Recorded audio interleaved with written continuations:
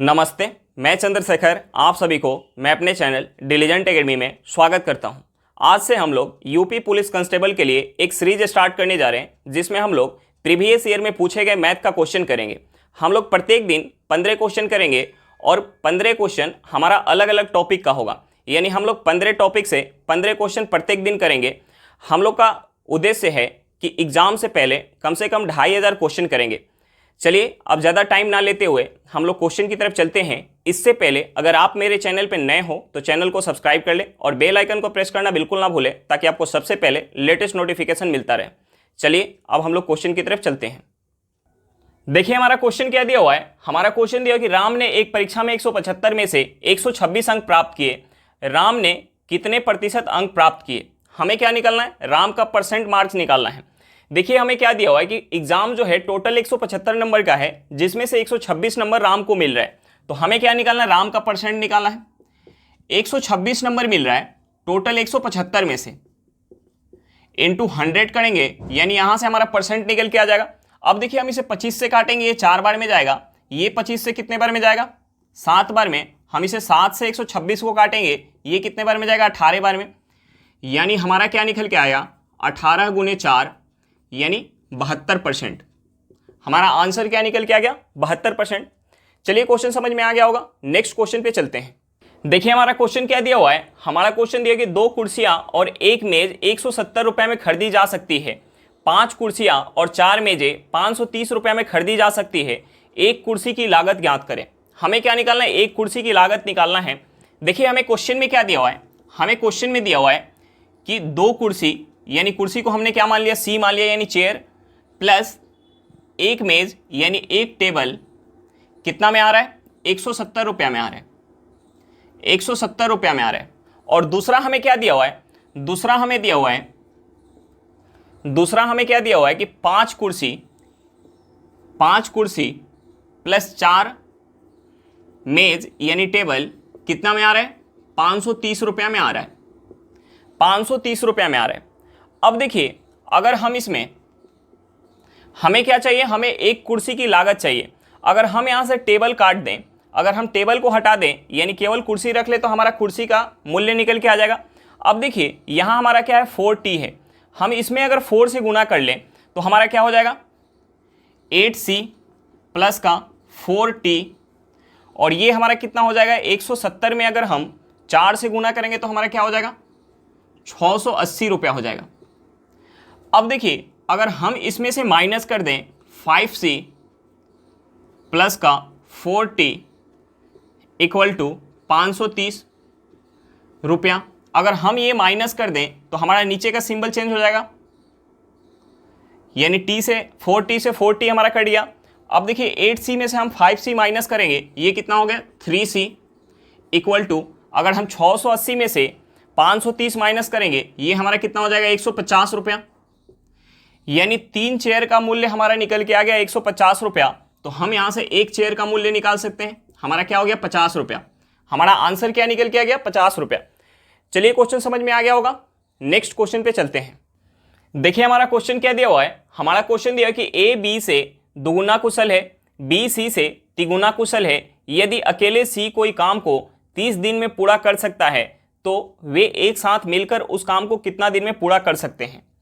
देखिए हमें क्या निकालना है? हमें निकालना है कि तीनों मिलके, यानी ए बी और सी तीनों मिलके अगर उस काम को करेंगे तो काम कितना दिन में समाप्त होगा। अब देखिए हमें क्या दिया हुआ है? हमें दिया हुआ कि ए बी से दुगुना कुशल है, यानी हमें क्या दिया हुआ कि ए का जो इफिशियंसी है बी से दुगुना है, और हमें यहाँ क्या दिया हुआ कि बी सी से तिगुना कुशल है, यानी बी का जो इफिशियंसी है सी का तिगुना है। तो हम यहाँ से इफिशियंसी का रेशियो निकाल सकते हैं, यानी हम यहाँ से कार्य करने की क्षमता का हम रेशियो निकाल सकते हैं। ए बी और सी, हमें क्या दिया हुआ कि बी जो है सी से तिगुना कुशल है। अगर सी का इफिशियंसी 1 यूनिट होगा तो बी का इफिशियंसी कितना हो जाएगा? 3 यूनिट हो जाएगा। बी का इफिशियंसी कितना हो जाएगा? 3 यूनिट हो जाएगा। अगर बी का इफिशियंसी 3 यूनिट है तो हमें यहाँ क्या दिया कि ए जो है बी से दुगुना कुशल है, यानी ए का इफिशियंसी कितना हो जाएगा? 6 यूनिट हो जाएगा। अब देखिए हमें दिया हुआ है कि सी जो है उस काम को अकेले 30 दिन में कर रहा है। सी जो है अकेले उस काम को 30 दिन में कर रहा है, 30 दिन में कर रहा है। तो हमें क्या निकालना है कि तीनों मिलके अगर उस काम को करेंगे तो काम कितना दिन में समाप्त होगा। देखिए अगर हम इफिशियंसी से अगर हम दिन में गुना करते हैं तो हमारा क्या निकल के आता है, टोटल वर्क निकल के आता है। हमारा जो है कुल काम कितना हो जाएगा, कुल काम कितना हो जाएगा, हमारा कुल काम हो जाएगा 30 यूनिट। हमारा कुल काम कितना हो गया, 30 यूनिट। अब इस 30 यूनिट काम को हमें तीनों से मिलके एक साथ करवाना है। देखिए ए जो है एक दिन में 6 यूनिट काम कर रहा है, बी जो है एक दिन में 3 यूनिट काम कर रहा है और सी जो है एक दिन में 1 यूनिट काम कर रहा है। अगर तीनों मिलके एक साथ काम करेंगे तो एक दिन में कितना यूनिट काम हो जाएगा, 6 + 3 9 + 1 कितना हो गया, 10 हो गया। यानी एक दिन में 10 काम होगा। यानी अगर तीनों मिलके करेंगे तो एक दिन में 10 यूनिट काम होगा और टोटल हमारा काम कितना है, 30 यूनिट। 30 यूनिट काम है और एक दिन में अगर 10 यूनिट होगा तो हमारा समय क्या निकल के आ जाएगा, हमारा समय यहां से निकल के आ जाएगा 3 दिन। समय क्या निकल के आ जाएगा, 3 दिन निकल के आ जाएगा। यानी अगर तीनों मिलके एक साथ उस काम को करेंगे तो कितना समय लग जाएगा, 3 दिन का समय लग जाएगा। चलिए क्वेश्चन समझ में आ गया होगा। नेक्स्ट क्वेश्चन पे चलते हैं। देखिए हमारा क्वेश्चन क्या दिया हुआ है, हमारा क्वेश्चन दिया है कि नल ए किसी टंकी को 12 मिनट में भर सकता है। एक छिद्र की वजह से नल ए को टंकी भरने में 8 मिनट अधिक समय लगता है, तो भरी टंकी को छिद्र कितने समय में खाली कर देगा। हमें क्या निकालना है कि भरी हुई अगर टंकी है तो छिद्र को खाली करने में कितना समय लगेगा, हमें उस समय को निकालना है।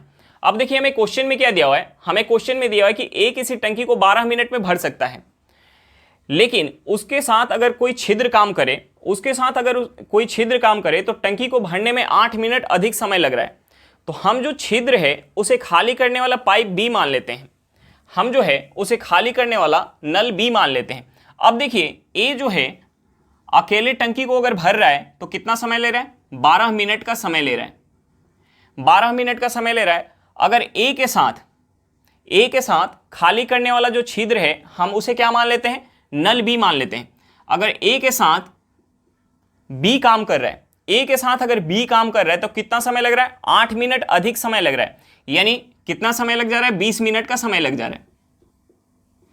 देखिए हम सबसे पहले क्या करेंगे, जो हमारा समय है, ए जो है अकेले 12 मिनट में भर रहा है और ए और बी मिलके अगर कर रहे हैं काम तो 20 मिनट में टंकी भर रहा है। तो देखिए हम जो हमारा समय है हम सबसे पहले उस समय का एलसीएम निकालेंगे। देखिए 12 और 20 का हम एलसीएम निकालेंगे, 12 और 20 का हम एलसीएम निकालेंगे, हमारा एलसीएम क्या हो जाएगा, 60 हो जाएगा। हमारा एलसीएम क्या हो जाएगा, 60 हो जाएगा। अब देखिए हम टंकी की जो धारिता है, कैपेसिटी है, हम क्या मान लेते हैं, 60 यूनिट मान लेते हैं। जो टंकी की धारिता है वो 60 यूनिट है। अब देखिए 60 यूनिट पानी भरने में ए को कितना समय लग रहा है, ए को कितना समय लग रहा है, 12 मिनट का समय लग रहा है। और ए के साथ अगर खाली करने वाला बी जब काम कर रहा है तो कितना समय लग रहा है, 20 मिनट का समय लग रहा है। अब देखिए ए जो है 12 मिनट में अगर 60 यूनिट पानी भर रहा है तो 1 मिनट में कितना पानी भर रहा होगा, 5 यूनिट। यानी ए का जो इफिशियंसी है वो हमारा क्या निकल के आ गया, 5 यूनिट निकल के आ गया। अगर ए बी जो है साथ में काम कर रहे हैं और 20 मिनट में अगर 60 यूनिट पानी भर रहा है तो 1 मिनट में कितना पानी भर रहा होगा, 3 यूनिट। देखिए ए जो है अकेले 1 मिनट में 5 यूनिट पानी भर रहा है, अगर ए के साथ बी काम करने लग रहा है तो 1 मिनट में 3 यूनिट ही पानी भरा जा रहा है। इसका मतलब क्या है कि बी का जो इफिशियंसी है, इसका मतलब हमारा क्या है कि जो बी का इफिशियंसी है वो हमारा क्या है, 2 यूनिट है। बी का इफिशियंसी क्या है, 2 यूनिट है। यानी 2 यूनिट बी जो है खाली कर रहा है। हमने माइनस यहाँ क्यों लगाया, क्योंकि ये खाली करने का काम कर रहा है, निगेटिव काम कर रहा है, इसलिए हमने इसका सामने निगेटिव का सिंबल लगाया। अब देखिए बी जो है 1 मिनट में 2 यूनिट पानी खाली कर रहा है और टंकी की कैपेसिटी कितना है, 60 यूनिट है। यानी 60 यूनिट पानी खाली करने में समय कितना लग जाएगा, हम समय निकालेंगे 60/2 करेंगे, यानी हमारा समय क्या निकल के आ जाएगा, 30 मिनट। अगर छिद्र जो है भरी हुई टंकी को खाली करेगा तो कितना समय लगेगा खाली करने में, 30 मिनट का समय लेगा। चलिए क्वेश्चन समझ में आ गया होगा। नेक्स्ट क्वेश्चन पे चलते हैं। देखिए हमारा क्वेश्चन क्या दिया हुआ है, हमारा क्वेश्चन दिया कि 7% वार्षिक साधारण ब्याज की दर से कितने वर्ष में 1900 रुपया पर 798 रुपये का ब्याज मिल जाएगा। देखिए हमें क्या निकालना है, हमें टाइम निकालना है। हमें रेट ऑफ परसेंट दिया हुआ है 7%, हमें प्रिंसिपल दिया हुआ है और हमें क्या दिया हुआ है, एसआई दिया हुआ है 798 रुपया। देखिए साधारण ब्याज अगर हम काउंट करते हैं तो हमारा प्रत्येक साल जो ब्याज है वो क्या होता है, बराबर होता है। यानी हम केवल प्रिंसिपल के ऊपर ही ब्याज काउंट करते हैं, यानी प्रत्येक साल का हमारा ब्याज क्या होगा, 7% होगा।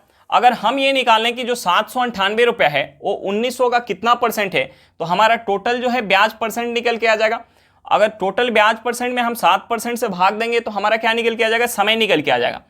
देखिए हमें जो है कितना ब्याज मिल रहा है, 798 रुपये का ब्याज मिल रहा है कितने पे, 1900 पे, इंटू 100 करेंगे, यहाँ से हमारा परसेंट निकल के आ जाएगा। अब देखिए हम यहाँ से 2 जीरो से 2 जीरो काट सकते हैं। अगर हम इसे 19 से काटेंगे, ये 19 से कितने बार में जाएगा, 19 चौका 76, हाथ में 3, 38, यानी 19 दूना 38। हमारा क्या निकल के आ गया, टोटल जो हमें एसआई मिल रहा है, कितना मिल रहा है, 42% का टोटल एसआई मिल रहा है। तो हम यहाँ से समय निकाल सकते हैं, क्योंकि प्रत्येक साल जो है 7% वार्षिक साधारण ब्याज से काउंट हो रहा है ब्याज। यानी यहाँ से हमारा टाइम क्या निकल के आ जाएगा, यहाँ से जो हमारा टाइम निकल के आ जाएगा, अगर हम 42% में 7% से भाग देंगे, हमारा समय क्या निकल के आ जाएगा, 6 वर्ष। हमारा आंसर क्या निकल के आ गया, 6 वर्ष निकल के आ गया। चलिए क्वेश्चन समझ में आ गया होगा, नेक्स्ट क्वेश्चन पे चलते हैं।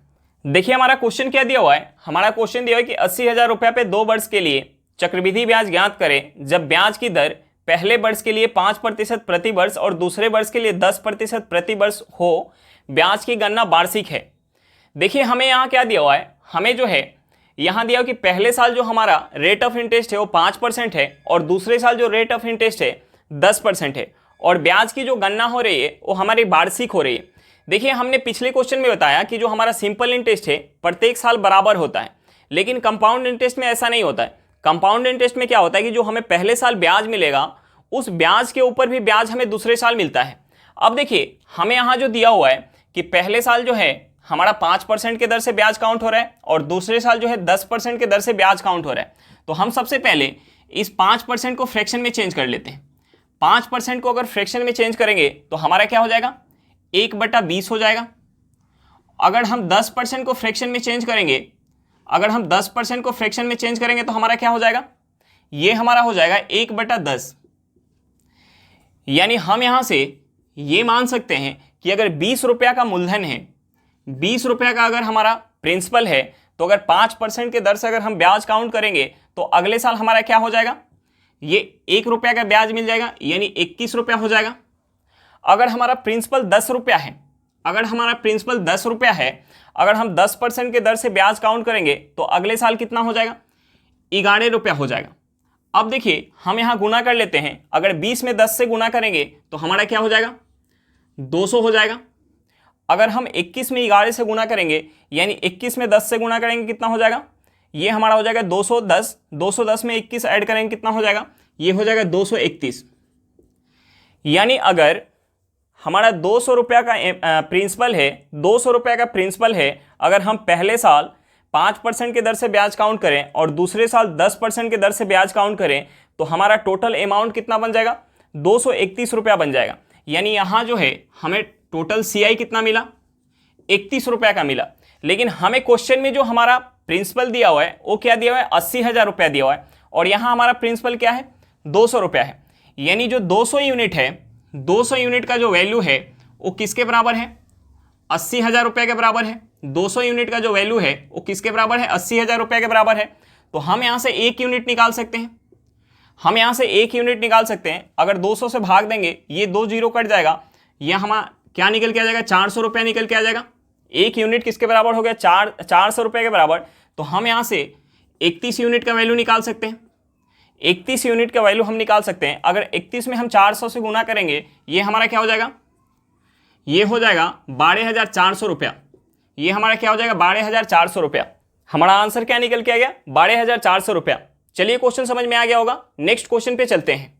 देखिए हमारा क्वेश्चन क्या दिया हुआ है, हमारा क्वेश्चन दिया है कि 18, 27 और एक अन्य संख्या का औसत 30 है, तीसरी संख्या क्या है। हमें जो है तीसरी संख्या निकालनी है। देखिए हमें जो है औसत यहाँ क्या दिया हुआ है, एवरेज हमें दिया हुआ है 30 दिया हुआ है, हमें एवरेज 30 दिया हुआ है, और हमें 3 संख्या दिया हुआ है। हमें जो है 3 संख्या दिया हुआ है। पहली जो संख्या है वो हमारी क्या है, 18 है, दूसरी संख्या क्या है, 27 है, और हमें तीसरी संख्या निकालना है।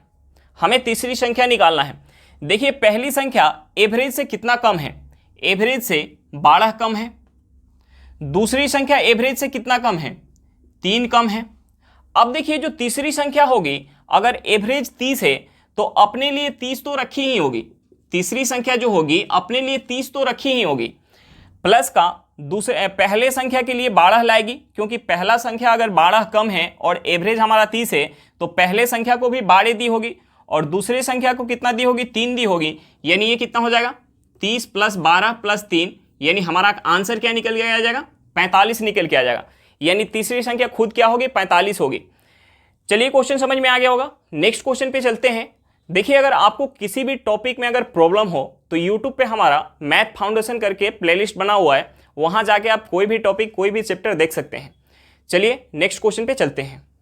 देखिए हमारा क्वेश्चन क्या दिया हुआ है, हमारा क्वेश्चन दिया कि 5, 8, 15 का चौथा समानुपात ज्ञात करें।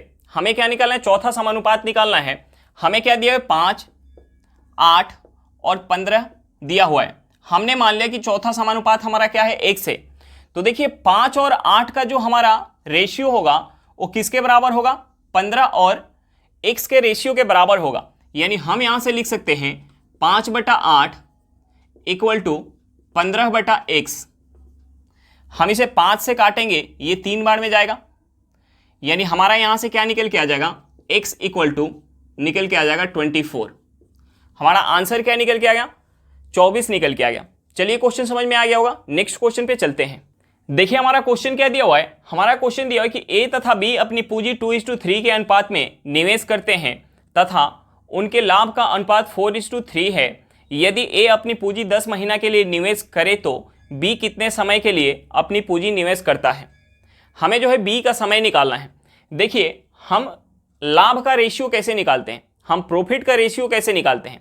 अगर हम पूंजी के रेशियो में अगर हम समय के रेशियो से गुना करते हैं तो हमारा लाभ का रेशियो निकल के आता है। अब देखिए हमें जो है लाभ का रेशियो पता है, लाभ का रेशियो कितना है, 4:3 है, यानी 4/3 है। ये 4:3 रेशियो हमारा कैसे निकल के आता, अगर हम पूंजी के रेशियो में, यानी पूंजी का रेशियो क्या है, 2:3 है। पूंजी के रेशियो में अगर हम समय के रेशियो से गुणा करते, अब देखिए हमें A का समय पता है, हमें B का समय नहीं पता है। हमने मान लिया B का समय x, यानी हमारा समय का रेशियो क्या हो गया, 10:x हो गया, और हमारा पूंजी का रेशियो क्या है, 2:3 है। अगर हम इन दोनों का गुना करेंगे, ये किसके बराबर निकल के आएगा, लाभ के रेशियो के बराबर, यानी 4:3 के बराबर निकल के आएगा। अब देखिए हम यहाँ से 3 से 3 काट सकते हैं। अगर हम इस 2 से 4 को काटेंगे 2 बार में जाएगा, और इस 2 से हम 5 को काटेंगे, ये कितने बार में जाएगा, 5 बार में जाएगा। यानी हमारा x क्या निकल के आ गया, x जो निकल के आ गया 5 निकल के आ गया। यानी B जो है, B अपना पूंजी जो है, B अपना पूंजी कितने समय के लिए लगाया होगा, 5 महीना के लिए। B जो है अपना पूंजी कितना समय के लिए लगाया है, 5 महीना के लिए लगाया है। हमारा आंसर क्या निकल के आया, 5 महीना। चलिए क्वेश्चन समझ में आ गया होगा। नेक्स्ट क्वेश्चन पे चलते हैं। देखिए हमारा क्वेश्चन क्या दिया हुआ है, हमारा क्वेश्चन दिया है कि एक संख्या को 3003 से गुना किया गया, उसके बाद उसे 7, 11 और 13 के लघुत्तम समापवर्त द्वारा विभाजित किया गया और फिर स्वयं से विभाजित किया गया, तो परिणाम ज्ञात करें। देखिए हमने जो है मान लिया कि जो हमारा संख्या है, हमारा जो संख्या है वो क्या है, x है। हमने मान लिया कि हमारा संख्या क्या है, x है। अब देखिए हम इस x में गुना करेंगे 3003 से, उसके बाद हम 7, 11 और 13 के एलसीएम से इसे भाग देंगे। 7, 11 और 13 का एलसीएम क्या हो जाएगा, 7, 11 और 13 का जब हम एलसीएम निकालेंगे, यानी ये हमारा क्या हो जाएगा, गुना हो जाएगा। यानी 7 में 11 से गुना करेंगे कितना हो जाएगा, 77। 77 में 13 से गुना करेंगे कितना हो जाएगा, ये हमारा हो जाएगा 1001 हो जाएगा। अब देखिए हमें दिया होता है कि संख्या में 3003 से गुना किए, उसके बाद 7, 11 और 13 के एलसीएम से हम भाग दिए, यानी हम यहाँ भाग देंगे, ये हमारा हो जाएगा x गुने 3003 भागा 1001। अब देखिए हम इस 1001 में अगर 3 से गुना करेंगे तो हमारा क्या निकल के आएगा, 3003, यानी ये 3 बार में जाएगा। यानी यहां से हमारा क्या निकल के आ गया, यहां से हमारा निकल के आ गया x गुने 3। अब देखिए उसके बाद क्या बोला जा रहा है, एलसीएम से भाग देने के बाद बोला जा रहा है कि फिर स्वयं से भाग दिया जाता है, यानी स्वयं से यानी x से भाग देंगे। इसके बाद हम इसमें x से भाग देंगे यानी x से x कट जाएगा, यानी हमारा परिणाम क्या निकल के आ गया, 3 निकल के आ गया, यानी हमारा आंसर क्या निकल के आ गया, 3 निकल के आ गया। चलिए क्वेश्चन समझ में आ गया होगा, नेक्स्ट क्वेश्चन पे चलते हैं। देखिए हमारा क्वेश्चन क्या दिया हुआ है, हमारा क्वेश्चन दिया हुआ है कि 13 से विभाजित होने वाली सबसे छोटी 3 अंकों वाली संख्या को 16 से विभाजित किया गया तो शेष ज्ञात करें। तो देखिए हमें सबसे पहले तो निकालना पड़ेगा कि 13 से विभाजित होने वाली 3 अंक की सबसे छोटी संख्या हमारी कौन सी है। देखिए हम अगर 13 का टेबल पढ़ेंगे, यानी 13 में अगर हम 7 से गुणा करेंगे कितना होगा, 13 से 91, 13 8 कितना होता है 104, यानी 3 अंक की सबसे छोटी संख्या जो 13 से विभाजित हो वो हमारी क्या होगी, वो 104 होगी। 13 से 91 और 13 8 कितना होता है 104, यानी हमारी जो सबसे छोटी संख्या है 3 अंक की जो 13 से विभाजित होगी वो कौन सी है, 104 है। अब देखिए हमसे क्वेश्चन में क्या बोल रहा है, अगर हम उस संख्या को 16 से विभाजित करें तो हमारा शेष क्या होगा।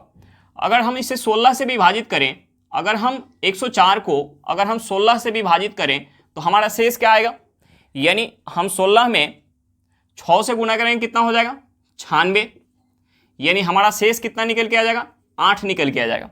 हमारा शेष कितना निकल के आ जाएगा, 8 निकल के आ जाएगा, यानी हमारा आंसर क्या होगा, हमारा आंसर 8 होगा। चलिए क्वेश्चन समझ में आ गया होगा, नेक्स्ट क्वेश्चन पे चलते हैं। देखिए हमारा क्वेश्चन क्या दिया हुआ है, हमारा क्वेश्चन दिया हुआ है किसी वृत्त के व्यास को दुगुना किया गया तो उसका क्षेत्रफल कितना बढ़ जाएगा।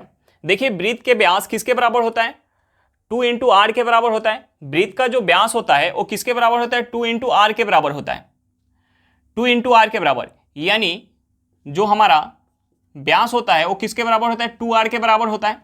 अब देखिए हमसे बोल रहा है कि अगर हम वृत्त के व्यास को दुगुना कर दें, यानी अगर हम 2d कर दें तो ये हमारा क्या हो जाएगा, ये हमारा हो जाएगा 4r।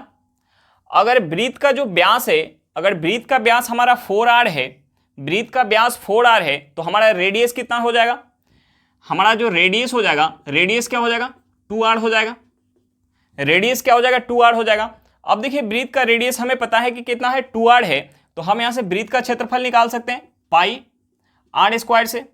अब देखिए पाई हम r की जगह क्या पुट करते हैं 2r, यानी 2r का स्क्वायर, ये हमारा क्या हो जाएगा पाई 4r स्क्वायर, यानी क्या हो जाएगा 4 पाई r स्क्वायर।